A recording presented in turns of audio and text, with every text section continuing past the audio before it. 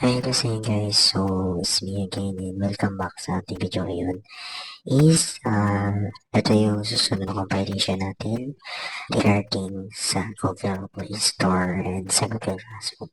So dito muna tayo sa Google Play Store. So ito may nakita ko dito, ito po ulit ito na napapansin ko is bumabalik yung dating yung Google Play Store which is nasa taas pa rin yung search bar.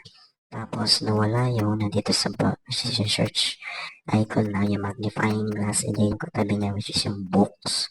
Tapos yun bumalik siya sa dati. Pero tinignan ko yun sa update Play Store is update naman daw. And I don't know bakit ganun yung nangyayari sa Play Store ngayon. Tapos after a day or week, papalik naman. And then dito naman tayo sa classroom. So yan. Bali dapat ito ay is pero di ko makuha yung ano lang sa kasi kailangan mo pa mag-isip ng mga 100 character na para may malagay mo yung description. So balik ng pilated ko na lang. And then yan, so kailangan nyo sa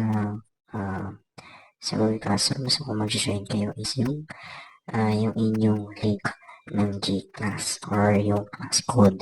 So if hindi ko working invitation link, pwede yung class code or yung class code na kanina sa link, so pwede yun.